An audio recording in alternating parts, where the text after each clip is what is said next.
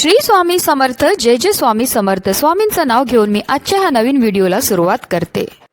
हिंदू धर्मात मकर संक्रांती सणाला खूप महत्त्व आहे. हा हिंदू धर्मातील एक खास सण मानला जातो. पंचांगानुसार 2026 मध्ये मकर संक्रांती ही 14 जानेवारी म्हणजेच बुधवारी साजरी केली जाईल.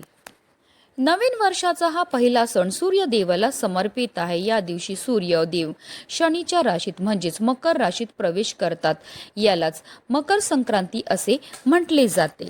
2026 मध्ये मकर संक्रांतीच्या दिवशी एकादशीचा योग जुळून आला आहे. महत्त्वाचे म्हणजे हा योगायोग 23 वर्षांनी घडत आहे. यापूर्वी 2003 मध्ये एकादशी मकर संक्रांतीच्या दिवशी आली होती.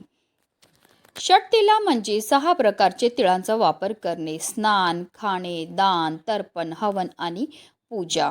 या दिवशी व्रत केल्याने सोने दान केल्या इतके पुण्य मिळते आणि सर्व पापांचा नाश होतो असे शास्त्रात सांगितले आहे. एका देवकन्येने केलेल्या षटतिला एकादशीच्या व्रतामुळे तिचं घर धनधान्याने भरले, म्हणून या व्रताचे पालन करावे अशी कथा प्रचलित आहे. भगवान विष्णूंची पूजा करावी या दिवशी आणि ओम नमो भगवते वासुदेवाय नमः या मंत्राचा जप करावा. गरजूंना अन्न, तीळ, कपडे किंवा तूप दान करावे. या दिवशी क्रोध, असत्य, अपशब्द आणि तामसिक गोष्टी टाळाव्या. 14 जानेवारी 2026 रोजी आहे षटतिला एकादशी तसेच मकर संक्रांती एकाच दिवशी येत आहे, जो सूर्यदेव आणि श्रीहरी विष्णूंचा आशीर्वाद मिळवण्यासाठी एक दुर्मिळ आणि शुभ योग मानला जातो. आख्यायिकानुसार मकर संक्रांतीच्या दिवशी गंगा देवी राजा भागीरथीच्या मागे गेली आणि शेवटी कपिल मुनीच्या आश्रमातून समुद्रात पोहोचली, ज्यामुळे नदी पूजा आणि दानधर्मासाठी हा दिवस अत्यंत शुभ ठरला. मकर संक्रांत ते रथसप्तमी पर्यंतचा काळ हा पर्व काळ असतो. यावेळी केलेले पुण्य कर्म विशेष फलदायी होतात. धर्मशास्त्रानुसार या दिवशी दान, जप, धार्मिक अनुष्ठान याचे अत्यंत महत्त्व आहे. या दिवशी दिलेले दान पुनर्जन्म झाल्यानंतर 100 पटीने प्राप्त होतं. या दिवशी सूर्याचे उत्तरायण चालू होते. संक्रांतीचा काळ हा साधनेला अनुकूल असतो, कारण या काळात ब्रह्मांडात आप तसेच तेज या तेजस्वी संबंधित कार्यात करणाऱ्या ईश्वरी क्रियालहरींचे प्रमाण अधिक असते. हिंदू धर्मात संक्रांतीला देवता मानले जाते. संक्रांतीने संक्रासुर दैत्याचा वध केला अशी कथा आहे. संक्रांतीच्या दुसऱ्या दिवसाला किंक्रांत अथवा करिदिन असे म्हटले जाते. या दिवशी देवीने किंक्रासुराला ठार मारले. यंदा मकर संक्रांतीच्या दिवशी 2 शुभयोग निर्माण होत आहेत. यामध्ये सर्वार्थ सिद्ध योग आणि अमृत सिद्ध योग याचा समावेश आहे. या योगांमध्ये दान, पुण्य आणि पूजेला विशेष महत्त्व हे दिलं जातं. धार्मिकदृष्ट्या हा दिवस अतिशय महत्त्वाचा असल्यामुळे या दिवशी काही प्रभावी उपायाने सेवा देखील केल्या जातात. आणि म्हणूनच मकर संक्रांतीच्या दिवशी तुम्ही काही नाही केलं तरीही चालेल, पण करा आंब्यांच्या पानांचा अत्यंत प्रभावी उपाय. हा उपाय केल्यामुळे आपलं एक रात्रीतून आयुष्याचं सोनं तर होणारच आहे, पण आपलं 7 पिढ्यांचं दारिद्र्य नष्ट होऊन आपल्या घराची, आपल्या मुलांची, आपल्या पतीची भरभरून अशी प्रगती होणार आहे. तर हा उपाय आपल्याला कसा करायचा, कोणत्या वेळेत करायचा, त्याबद्दल सविस्तर आणि महत्त्वाची अशी माहिती मी तुम्हाला या व्हिडिओमध्ये देणार आहे. तर व्हिडिओ पूर्ण पहा. आणि जर चॅनलवर नवीन असतील तर चॅनलला सबस्क्राईब करा आणि शेजारी बेल आयकॉन सुद्धा प्रेस करा. 14 जानेवारी 2026 रोजी षटतिला एकादशी येत आहे आणि त्या रात्री सूर्य मकर राशीत प्रवेश करेल. एकादशी भगवान विष्णूंना समर्पित आहे, तर संक्रांती सूर्यदेवाला समर्पित आहे. या काळात दान करणे आणि पवित्र नद्यांमध्ये स्नान करणं हे इतर वर्षापेक्षा अधिक फलदायी मानले जाते. या दिवशी तीळ खाल्ल्याने पाप शुद्ध होतात आणि पूर्वजांना मोक्ष मिळतं.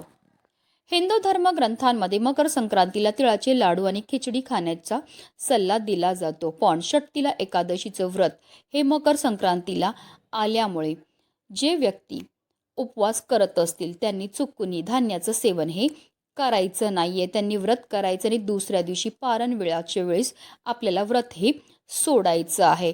तुम्ही या दिवशी फळाहार करू शकतात, पण तुम्हाला चुकून फणसाचं सेवन हे करायचं नाहीये, कारण फणस हे तामसी पदार्थामध्ये येतं. मकर संक्रांतीच्या दिवशी आपल्याला सकाळी लवकर उठायचं, स्नान करायचे, अंघोळीच्या पाण्यामध्ये आवर्जून आपल्याला थोडेसे तीळ टाकून स्नान करायचे. त्यानंतर आपल्याला स्वच्छ वस्त्र हे परिधान करायचे. पण संक्रांती देवीने पिवळे वस्त्र परिधान केले, त्यामुळे या दिवशी आपल्याला चुकूनही पिवळ्या रंगाचे वस्त्र हे परिधान करायचे नाही आहेत. त्यानंतर आपल्याला सर्वप्रथम देवघरामध्ये दिवा हा प्रज्वलित करून घ्यायचा आहे, कारण कोणतीही सेवा किंवा कोणताही उपाय जर आपण अग्नीच्या साक्षीने केला तर त्यामध्ये आपल्याला निश्चितच सफलताही प्राप्त होत असते.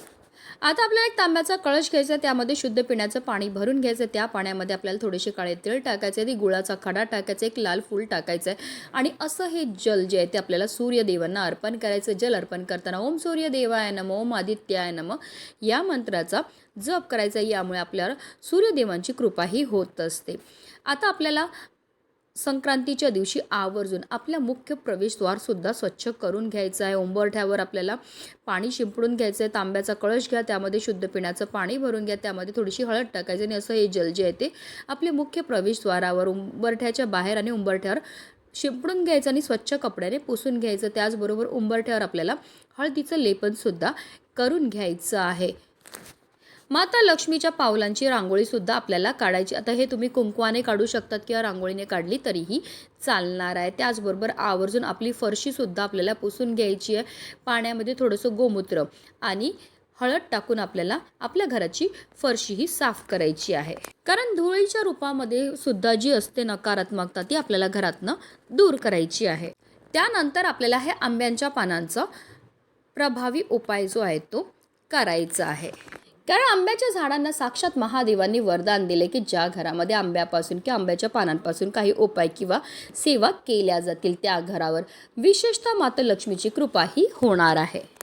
हा उपाय करण्याकरता आपल्याला आंब्याची 11 पानं आपल्या घरी घेऊन यायची. जी पानं आपण घेणार ती व्यवस्थित पाहून घ्यायची, ती अखंड असावी, कुठे तुटलेली, फाटलेली किंवा खराब झालेली नसावी. आता ही पानं आपल्या घरी आणल्यानंतर या पानांना आपल्याला स्वच्छ धुवून आणि पुसून घ्यायचं. त्यानंतर प्रत्येक आंब्याच्या पानावर आपल्याला हळदीने एक एक टिपका हा लावायचा. असं केल्यामुळे आपल्या कुंडलीतील गुरुग्रह हा बलवान होतो, ज्यामुळे आपल्या जीवनामध्ये असणाऱ्या ज्या आर्थिक समस्या त्यापासून आपल्याला मुक्तताही मिळत असते. तर या 11 आंब्याच्या पानांपासून आपल्याला एक तोरण हे तयार करून घ्यायचं आणि असं हे तोरण जे आहे ते आपल्याला आपल्या मुख्य प्रवेशद्वाराच्या बाहेर लावायचं आहे.